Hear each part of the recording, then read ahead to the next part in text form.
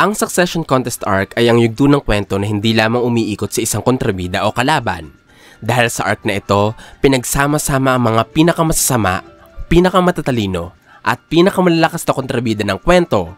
Makikita sa Succession Contest arc ang dating chairman na si Pareston Hill, ang anak ni Isaac Netero na si Meyon Netero, at ang grupo ng magnanakaw na Phantom Troop.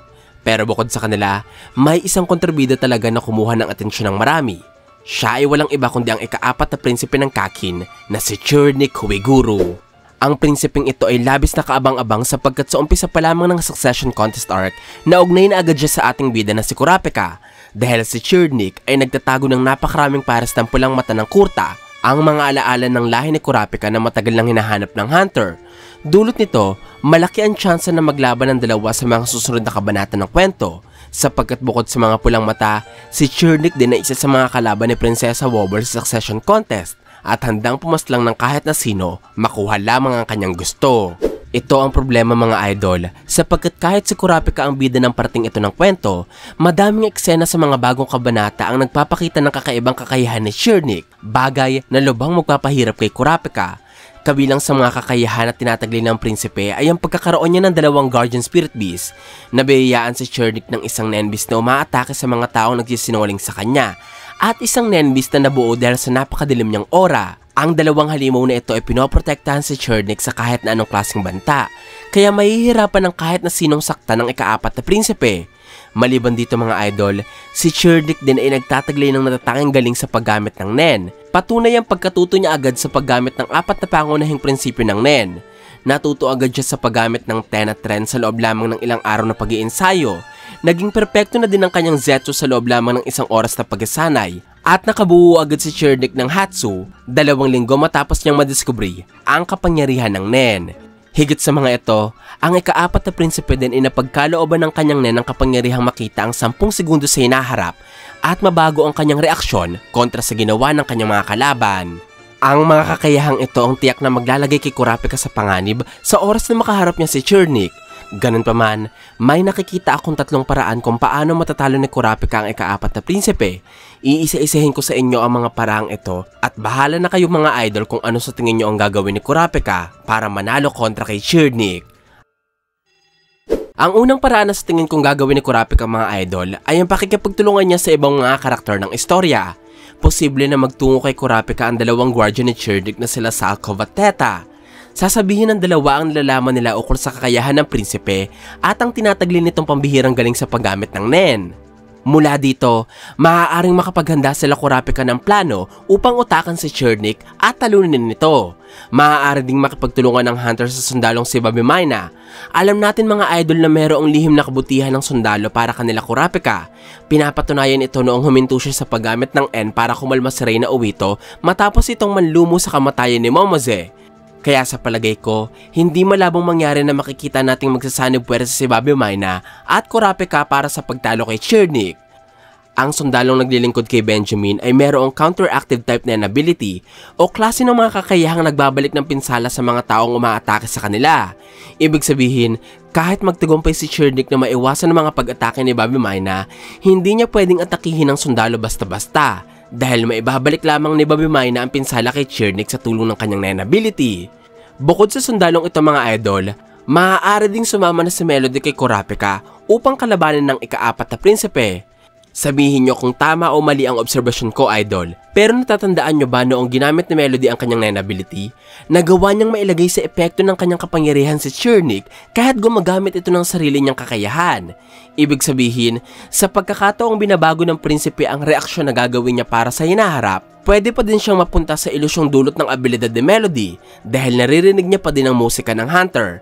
Nagbibigay ito sa atin ng ideya ukol sa posibilidad na maaaring magsakripisyo si Melody para mailigtas si Kurapika, Fugetsu at Steiner sa pamamagitan ng pagpaslang kay Chernik gamit ang pyesa ng Sonata of Darkness.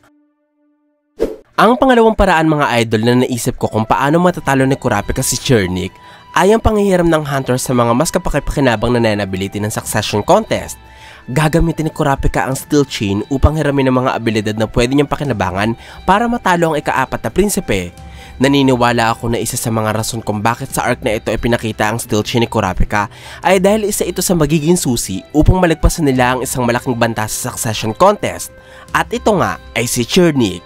May mga bagong nen ability sa kwento ang sa tingin kong mapakinabangan ni Kurapika upang talunin ng tuluyan si Chernik.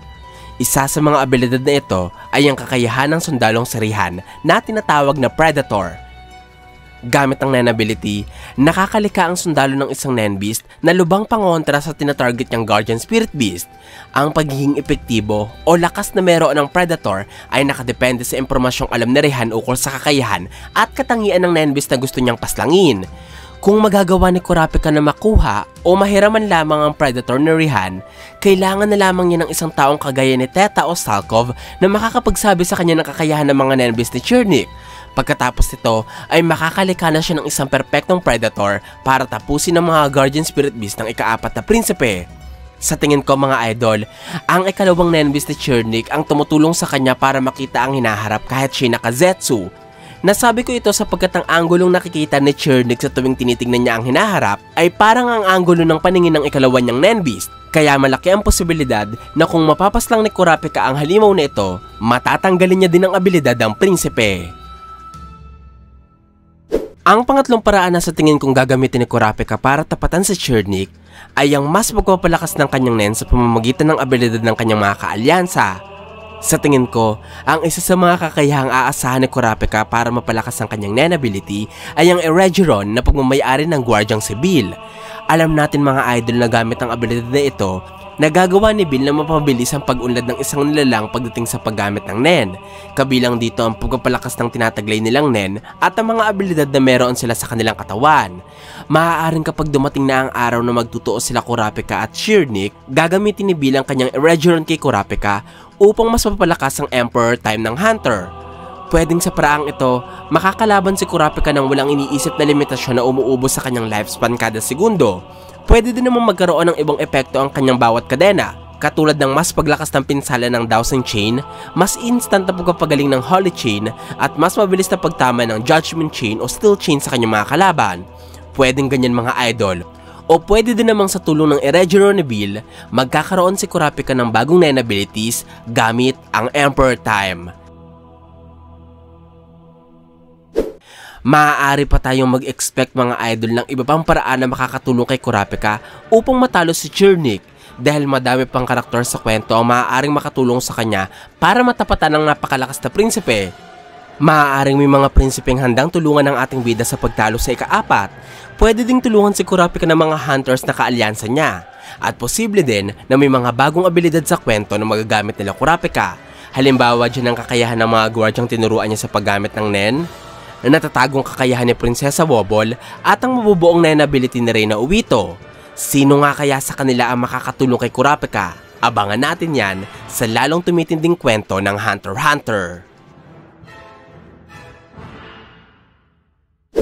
Ito po ang aking kasagutan kung paano matatalo ni Kurapika si Chernik. Sana po ay nagustuhan yung aking paliwanag. Kung meron pa po kayong tanong at gustong idagdag ay wag po kayong mahihiyang mag-iwan ng komento sa ibaba. At kung gusto nyo rin naman ng iba pang kwento ng anime, ay i-search nyo lamang ang JTV sa inyong mga social media accounts sa gaya ng YouTube at Facebook. Maraming salamat po sa inyong walang sawang suporta. Ako po si JE, hanggang sa muli!